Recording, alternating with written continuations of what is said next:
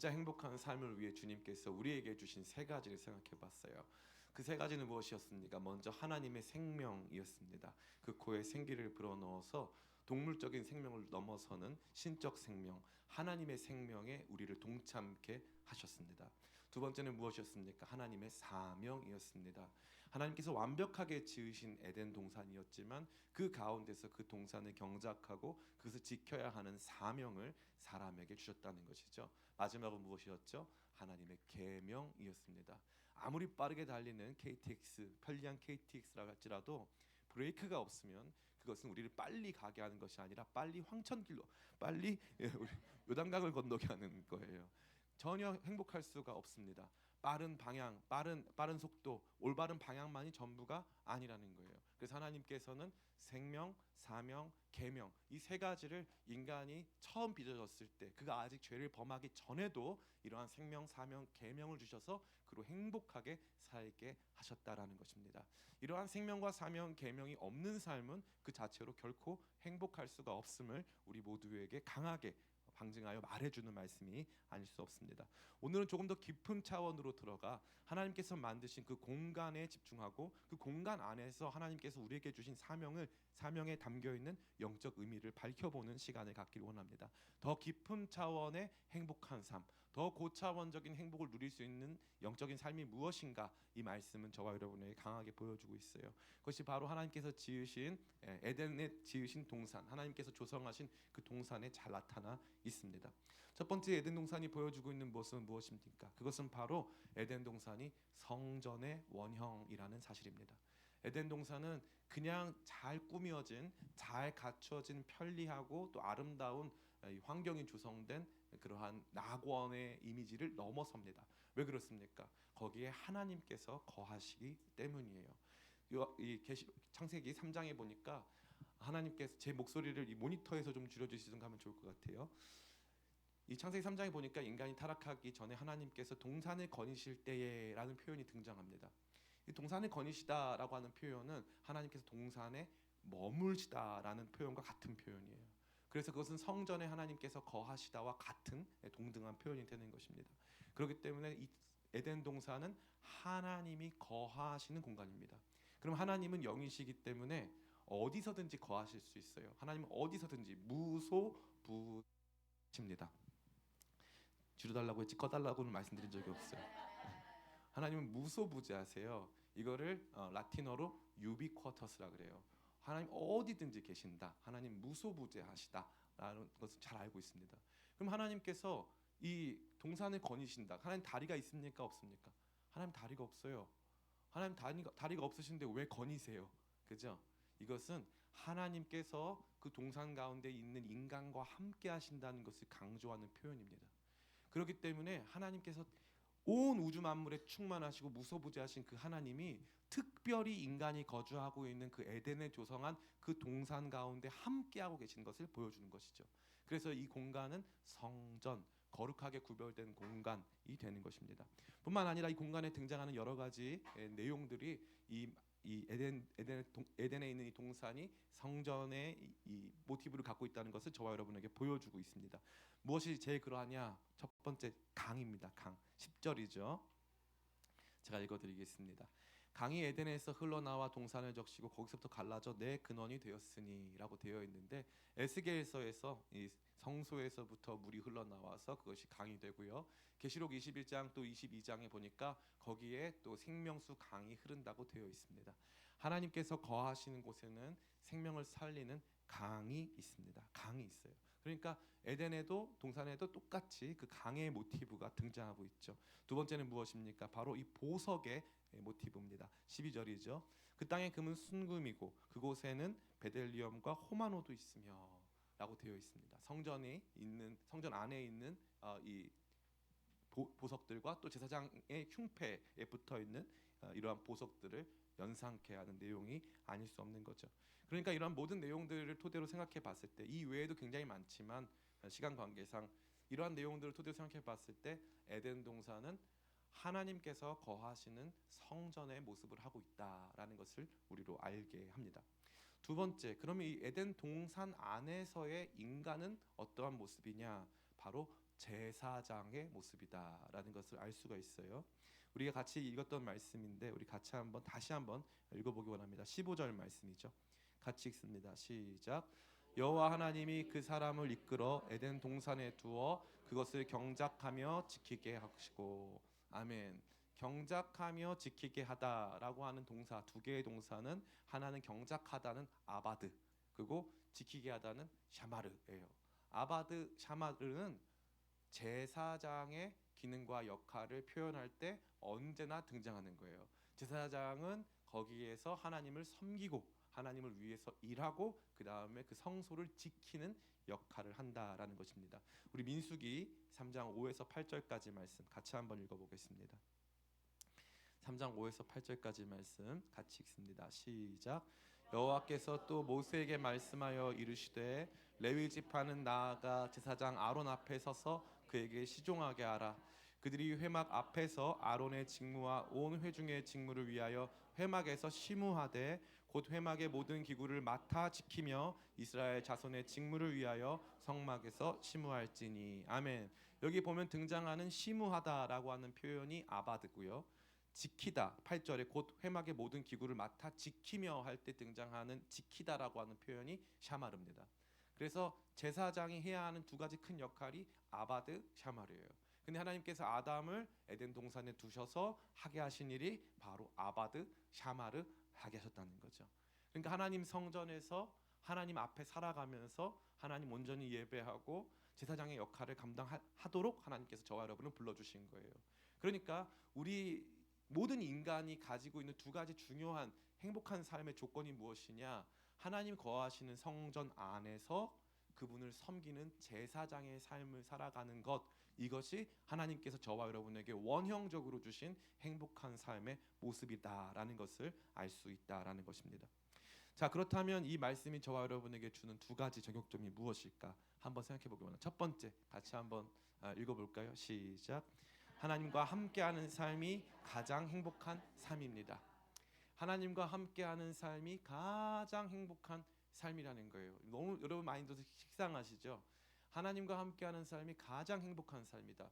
성전에 거하여서 하나님과 함께 동행하는 삶이 가장 행복한 삶이다. 이거 가장 기초적인 내용이지만 우리가 이것을 잃어버리지 않고서, 이것을 상실하지 않고서는 이 가치를 잘 모를 때가 많습니다. 재미있는 것은 무엇입니까? 우리는 언제나 상실하고 나서야 가장 원초적으로 중요했던 것들에 대한 그 가치를 재발견한다는 거예요. 집 밖을 떠나봐야 집 귀한 줄 아는 거죠. 이 자녀들이 언제 제일 철이 많이 듭니까? 남자애들은 군대 가면 철이 많이 들어요. 군대 가기 전까지는 그 아이들에게 선물해주고 싶은 책이 있죠. 개념 없음. 책을 선물해주고 싶어요. 우리 김남준 목사님이 지으신 개념 없음 다 선물해주고 싶어요. 네가 지금 이런 상태야. 막 말해주고 싶어. 그런데 언제 제일 바뀌어요? 군대에 가서 맨날 먹던 밥이 당연한 것이 아니고 안락하게 자던 내 이불과 내 침대가 당연한 것이 아닌 것을 발견하면서 그가 가지고 있었던 것들에 대한 그 감사함을 회복하게 되는 거죠. 신자도 마찬가지예요. 하나님 없는 곳에 가서 거기에서 있다 보면은 하나님 앞에서 살아갔던 삶의 시간들, 하나님 앞에 예배했던 시간들이 얼마나 귀한지를 알게 되는 거죠. 정작 교회 안에서 늘상 있는 사람들은 그 가치를 잘 모릅니다. 그러나 잠깐 떠났다 돌아오면 알게 되는 거예요. 얼마나 이것이 가치 있는 일인지, 얼마나 아름다운 것인지. 그래서 시편에 보면요, 다윗이 끊임없이 고백해요. 주의 성전에서 한 날이 다른 곳에서의 첫날보다 낫사오니. 26장에는 시편 26편에는 주님이 계신 이 성전과 주의 영광을 내가 사랑합니다라고 고백합니다. 시편 84편에는 이렇게 말합니다. 주의 성전에서 제비도 새끼들 보금자리를 얻습니다. 주의 성전을 향해 내가 사모합니다. 주님께서 거하시는 그곳을 너무나도 강력하게 원하고 사모하고 있다라는 것을 의미하는 것이죠. 하나님과 함께하는 삶이 가장 행복한 삶입니다. 최근에 제가 이 한국 교회가 침체되고 있잖아요. 많은 성도들이 교회를 떠나고 있지 않습니까? 그래서 그것에 대한 이 원인을 분석하려고 책도 많이 읽고 또 여러 가지 영상들을 통해서 강의도 듣고 있습니다. 가만히 보니까 그런 것들을 사회학적으로 분석하신 목사님들이 계시더라고요. 세상의 모든 교회는요, 국민소득이 1인당 국민소득이 3만 불을 넘어서는 순간부터 교회 성도들의 숫자가 급격히 하락한다는 거예요. 국민소득이 3만 불을 넘어서면 갑자기 교회 성도가 줄어들기 시작하고 성도들이 교회에 더 이상 출석하지 않는 일이 발생한다는 거죠. 사람들이 먹고 살만해지면 더 이상 주님을 찾지 않는다는 거죠. 그러면 재밌죠. 3만 불 정도 벌고 3만 불 그 이상 벌잖아요. 대한민국 사람 더 이상 봅니다. 4만 불, 5만 불을 벌어요. 그러면 하나님 없이 4만 불, 5만 불 벌면 더 행복해야 될 거 아닙니까? 행복합니까? 안 행복합니까? 행복하지 않아요. 흥미롭습니다. 3만 불, 4만 불, 5만 불도 붙들어야 되고 주님도 붙들어야 되는데 이 3만 불, 4만 불, 5만 불을 내려놓고 주님을 붙드는 건 못해요. 이걸 내려놓고 주님을 붙드는 수준으로 나아가면 진짜 기쁨을 누릴 수 있거든요. 그런데 많은 성도들 그렇게 못해요. 이게 너무나도 소중하고 중요한 거예요. 그때부터는 주님을 조금씩 떠나기 시작합니다. 그리고 주님을 떠난 삶은 어떤 삶입니까? 주님을 떠나니까 그때부터 나는 편안하고 행복할 줄 알았는데 조금도 행복하지 않은 거예요. 교회를 떠나고 예배를 떠나고 말씀을 떠나고 살아가는 삶의 시간 동안 내 삶의 가치와 의미는 조금씩 상실됩니다. 나는 그 순간순간의 찰나의 쾌락에 나 자신을 내어 맡기는, 도달할 수 없는 욕망에 나 자신을 끊임없이 내던지고 있는 사람에 불과할 뿐, 그것이 다 이루어진 후에도 어떠한 가치와 의미를 발견할 수 없다는 거죠. 그래서 예수님께서 뭐라고 말씀하십니까?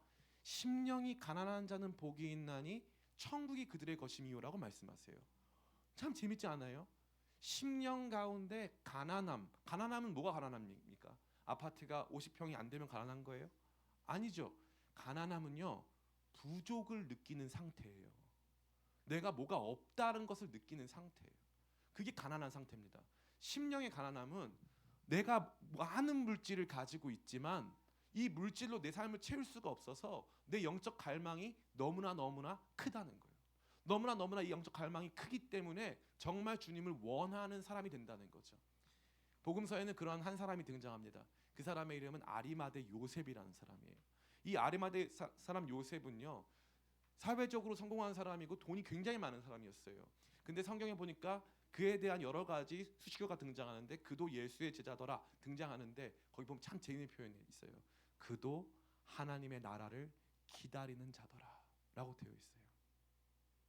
돈이 많은데 크게 부유한 사람인데 그럼에도 불구하고 하나님의 나라를 기다리고 소망하고 꿈꾸는 사람. 그 사람은 어떤 사람입니까? 이 땅에 살아가는 물질적 안정에 자기 삶에 만족을 두지 아니하고 하나님을 원하는 사람이에요. 지혜로운 사람인 거죠. 하나님을 원하고 하나님 한 분 안에서 온전한 만족과 행복을 누릴 수 있다고 믿는 사람입니다. 여러분 가만히 보세요. 우리가 가지고 있는 모든 상황과 환경은요, 이 정말 어떻게 보면 신기루와 같은 거여서 지금은 내가 이거 다 갖고 있는 것 같아 보이는데 조금씩 시간이 지나면 다 사라집니다. 다 사라져요. 다 사라져 버립니다. 나한테는 굉장히 당연한 것들인데 시간이 지나면 다 사라질 것들이죠. 그럼 우리의 마음을 어디다 둘 수 있습니까? 우리의 건강에 둘 수 있습니까? 둘 수가 없어요. 우리의 아름다움에 둘 수 있습니까? 둘 수가 없습니다. 여러분 가지고 있는 재능에 둘 수 있습니까? 그럴 수 없다는 거죠. 제 친구 녀석 하나가 있는데 그 친구 녀석이 그림을 그려요. 원래부터 그림을 잘 그려요. 천재같이 그림을 잘 그렸어요. 대학교도 안 나왔는데 그림을 너무 잘 그리니까 취업이 턱턱턱 돼요. 노력해 본 적이 없어요. 이 친구는 단 한 번도 노력해 본 적이 없어요. 그냥 그림만 그리면 사람들이 열광을 해요. 이 친구가 어느 날 식사 자리에서 저한테 그러더라고요. 야, 너는 하나님 믿지만 나는 이 오른손 믿어. 이거 하나면 나 다 먹고 살아. 나 이거 하나로 여기까지 올라왔어. 이러더라고요. 근데 어느 날 이 친구가 병에 걸린 거예요. 그러니까 저한테 딱 하는 말이, 요한 나 기도해줘. 나는 내 오른손으로 먹고 사는 줄 알았거든요. 아니라니까요. 그렇지 않아요. 한 방에 훅 가는 거예요. 하나님께서 후 불면 다 없어지는 거예요. 영원하지 못할 것을 영원한 것처럼 생각하는 사람들이 가장 지혜롭지 못한 것입니다. 성경은 끊임없이 말하는 거예요. 인간의 참된 행복, 인간의 참된 이 행복의 이 정말 필수 불가결한 조건이 무엇이냐? 하나님과 함께하는 것밖에 없다는 거예요. 초막에 살아도 주 예수와 함께하면 그 어디나 하늘나라가 될 수 있다는 거예요. 이것처럼 소망의 말씀이 없는 거예요. 가장 낮은 삶에 살아도 주님과 함께 하늘나라를 경험할 수 있는 줄 믿습니다. 저는 어렸을 때 제 방이 없었어요. 제 방이 29살 때까지 제 방이 없었어요. 맨날 어머니랑 같은 방 썼어요. 제 룸메이트였어요. 맨날 어머니랑. 그때는 핸드폰도 없잖아요. 전화 오면은 다 옆에서 듣고 있고 막 그래요. 방이 하나밖에 없으니까. 그래서 저는 이 공간에 대한 이 뭐랄까요? 진짜 이 일종의 트라우마 같은 게 있어요. 그래서 저는 더 넓은 걸 좋아하고 좀 이렇게 사람들과 부딪히지 않는 환경을 굉장히 좋아합니다. 근데 요즘에 이제 제가 저기 목양실에 있잖아요. 목양실 좁아요. 목양실 너무 좁아. 그런데 너무 행복해요. 너무 행복해. 거기 가서 앉아 있다 보면 찬양이 나오고 말씀을 읽다 보면 깨달음이 터져 나오고 감격이 터져 나오는 거예요. 밖에 나가서 세상에서 자연을 안 봐도 돼요. 그 안에서 너무 행복한 거예요. 그래서 주 예수와 동행하니 그 어디나 하늘나라예요. 주님이 계시면 괜찮은 거예요. 그럼 모든 일이 잘 풀려서 안 되는 일이 없기 때문에 아니에요. 주님이 함께한다라고 하는 그 인식 속에서 하나님 나라를 경험하는 거예요. 진짜 성도들의 삶은 이러한 영적 갈망을 갖고 있어요. 이 영적 갈망은 주님과 함께하기를 원하는 삶이라는 거예요. 아마 자녀들이 있으신 분들 많을 거예요. 자녀들이 있으신 분들 안에서 전 여러분에게 물어보고 싶어요. 여러분 자녀들이 공부 잘하길 바라시죠? 아닌가요? 건강하길 바라시죠? 여러분 다 원하시잖아요. 다 원하시잖아요. 근데 그 아이가 그럼 영원히 붙들 것이 무엇일까요? 그럼 인생에서 어려움이 안 찾아올까요? 질병이 안 찾아올까요? 고난이 안 찾아올까요? 그럼 그 아이를 영원히 살게 하는 그 복된 소망이 어디 있냔 말이에요. 나보다 중요한 내 아이가 진짜 영원한 소망 가지고 살 수 있는 거 뭐예요? 야, 잘 들어. 힘든 날이 와. 어려움이 와. 주님은 너와 함께 하실 거야. 그 주님 붙잡고 소망 가운데 일어서 이 말씀을 여러분 가장 전해주고 싶지 않으세요? 근데 왜 정작 그것을 붙들어야 하는 아이들한테는 전하시고 왜 여러분 자신은 그 말씀에서부터 벗어났냐 이 말이에요. 주의 성전을 사모하고 주님 계신 곳을 사모하고 주님과 함께 있기를 원해야 될 거 아닙니까? 이게 우리 삶에 주신 가장 큰 행복이에요. 늘상 잊혀지고 늘상 저평가받지만 예수님 믿는 것이 그분 안에 사는 것이 가장 큰 행복인 줄 믿습니다. 별거 아닌 것 같아 보여도 이게 큰 소망이고 큰 기쁨이에요. 저는 장례식을 많이 집례하잖아요. 장례식 많이 집례하고 정말 많은 장례식에 참석하잖아요. 그러면 제가 느낀 게 뭐냐니까 천주교 장례식, 불교 장례식, 뭐 일반 장례식, 뭐 그 다음에 이 교회 장례식 있잖아요. 뭐가 제일 파워풀한 줄 아세요? 기독교 장례식이 제일 파워풀해요. 가보면 딱 느낄 수 있어요. 가자마자 우리 알 수 있어요. 가면은 거기에 막 소망이 넘쳐나오고 지금 이 우리 눈에 보이지 않지만 그가 하나님과 함께 있음 그 소망을 선포하게 될 때 거기에 있는 성도들이 믿음의 확신을 얻게 되고 담력을 얻게 되어지고 삶의 분명한 가치를 회복하게 되는 것을 우리는 너무나도 빈번하게 발견할 수 있는 것입니다. 사랑하는 성도 여러분, 저 여러분에게 다시 한번 도전하고 영원히 우리 안에서 반복되어져도 전혀 아깝지 않을 이 위대한 진리를 여러분에게 선포합니다. 하나님과 함께하는 것이 우리의 가장 큰 행복인 줄 믿습니다. 하나님께서 이 무소부재하신 하나님께서 유비쿼터스의 하나님께서 특정한 공간을 만드시고 그 공간 안에 인간을 두셨어요. 왠지 아세요? 인간이 특정한 공간에 있을 수밖에 없는 유한한 존재이기 때문이에요. 그러면 그 무한하신 하나님께서 유한한 존재인 인간과 함께하기 위해 그 공간에 임하시겠다는 게 성전이에요. 그것이 예배고 주님을 고백하는 우리의 삶인 줄 믿습니다.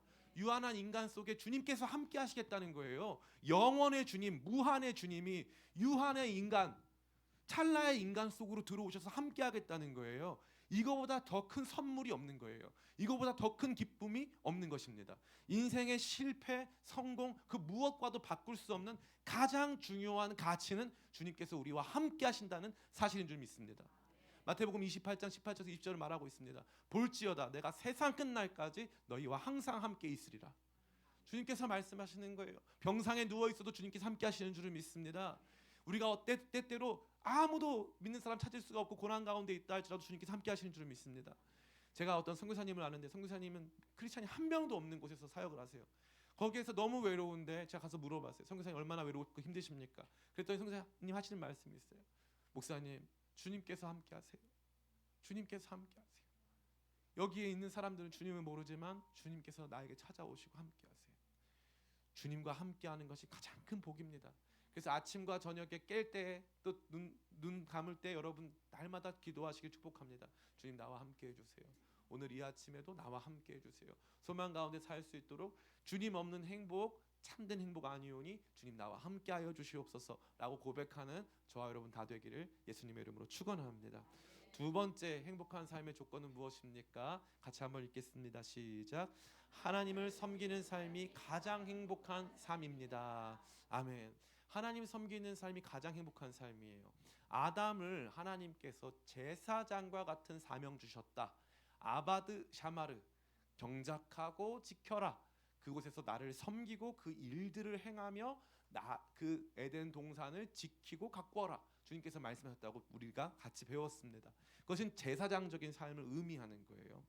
과거 로마 이 가톨릭 교회가 중세 유럽을 지배했습니다. 그러다가 사람들이 성경 말씀을 보기 시작하니까 그 당시에 성경 말씀을 가지고 나누어 줄 수 있는 유일한 권한을 가지고 있던 성직자들만이 제사장이 아니고 모든 성도가 제사장임을 알게 된 거예요. 그래서 사람들이 만인 제사장설이라고 말을 하는 거죠. 우리 모두가 다 제사장이다라는 거예요.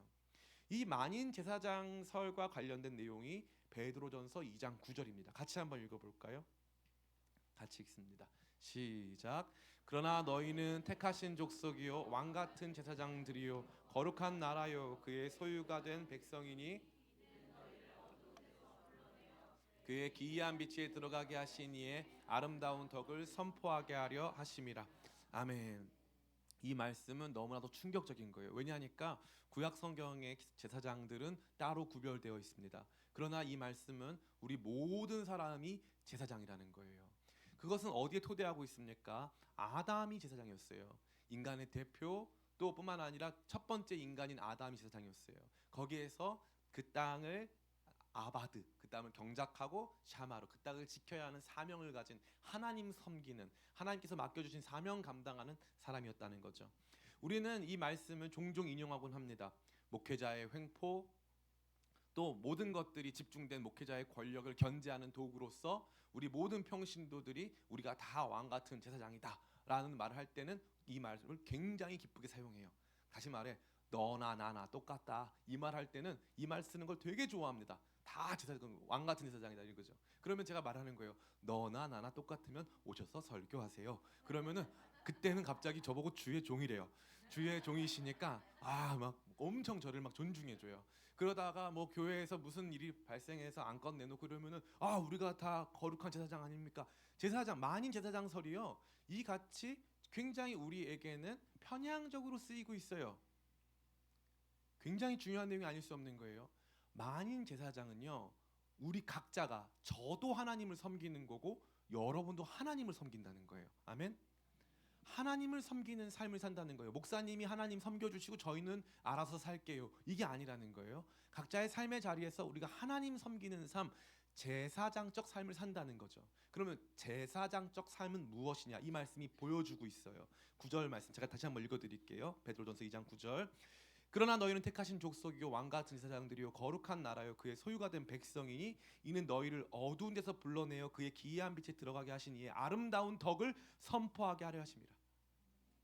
하나님의 덕을 선포하는데 목사만 선포하는 게 아니라 누가 선포한다? 우리 모두가 선포한다. 우리 모두가 그러한 삶이 행복한 거라는 사실이죠. 제가 아는 이 인천에 은혜의 교회라는 교회가 있어요. 이 은혜의 교회라고 하는 교회를 담임하시던 박정식 목사님이 암으로 돌아가셨어요. 근데 그 교회가 그 목사님이 제자 훈련으로 많이 성장을 경험한 그 교회입니다. 그 교회 특징이 뭐냐면요. 부교역자가 없어요. 단 한 명도 없어요. 담임 목사님 한 명과 성도들이 그 교회를 이끌어가요. 성도가 몇 명인 줄 아세요? 성도가 4,000명. 성도가 4,000명인데 부교역자가 한 명도 없어요. 한 명도. 그럼 어떻게 하느냐? 성도들이 목사님께 양육을 받고 거기에서 교역자처럼 생활하고 활동을 해요. 그러면서 성도들 간에 문제가 없어요. 왜냐하니까 목사님 이런 분들 교회에서 사례비 받으면서 이걸 직업적으로 하는 분들이 아니라 내가 아는 저 집사님은 밖에서 공사장에서 일하시는 분인데 우리 교회 리더야. 그러면 그분이 가가지고 말씀 전하고 그 교회의 문제, 그 성도들의 삶의 문제에 동참하고 막 기도해주고 막 그래요. 모든 사람들이 제사장적인 사명을 감당하는 거예요. 그러니까 역동성이 있어요. 너무나도 흥미롭게 막 마음 가운데서 사람들이 뜨거움이 있는 거예요. 이게 제가 여러분들에게 나날이 말씀드리는 선교적 교회의 모습이에요.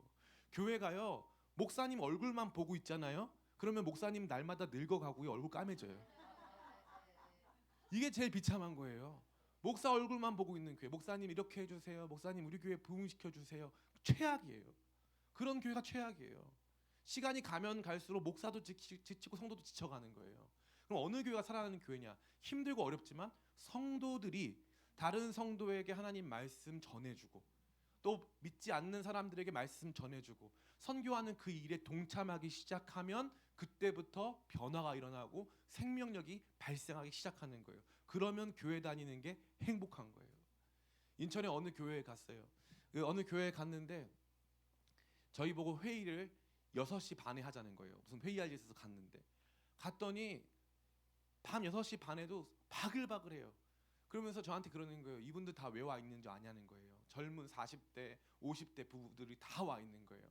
왜 와 있냐? 애들은 밥 먹고 있고. 왜 와 있냐?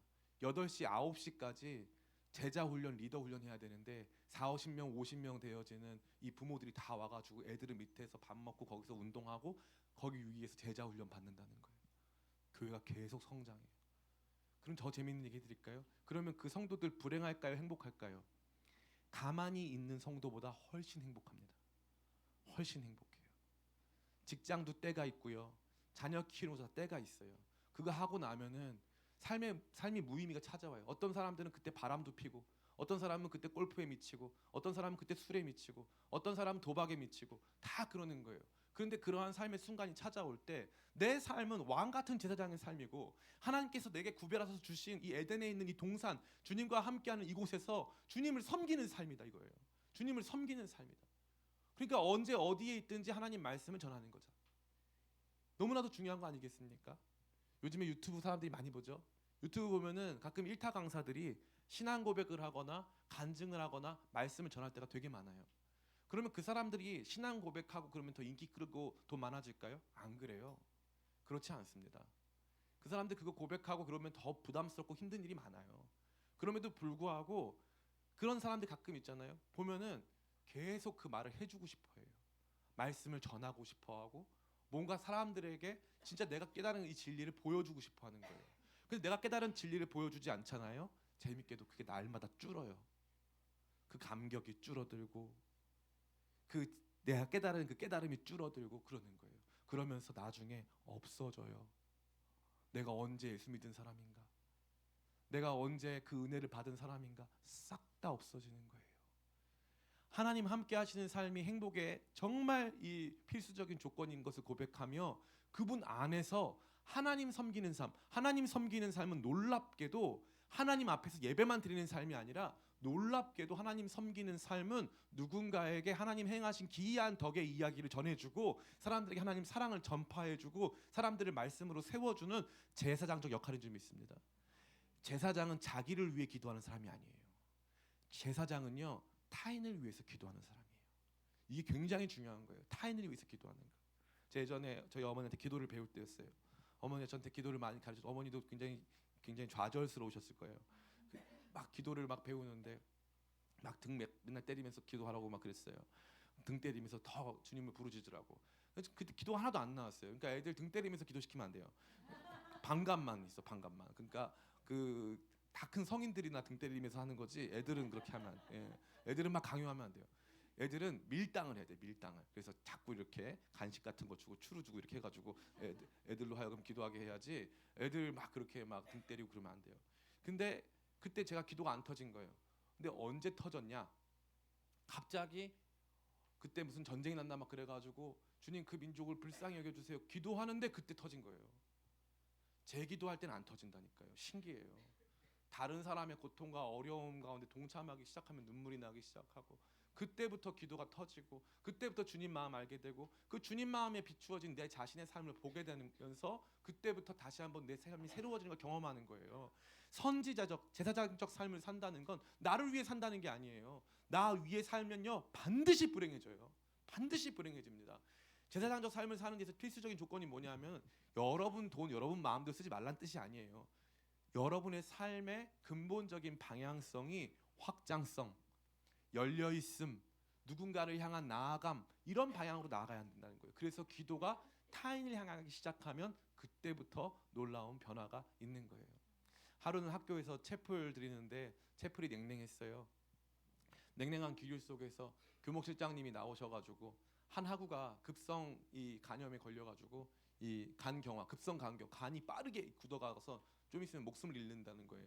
그래서 이 간을 이식을 해야 되는데 이 간을 어디서 이식할지 몰라서 일단 광고를 하신다는 거예요. 그래서 혈액형 무슨 B형이고 뭐 RH 플러스 해가지고 광고에 올라왔어요. 그리고 우리 그 하구를 위해서 같이 기도하자.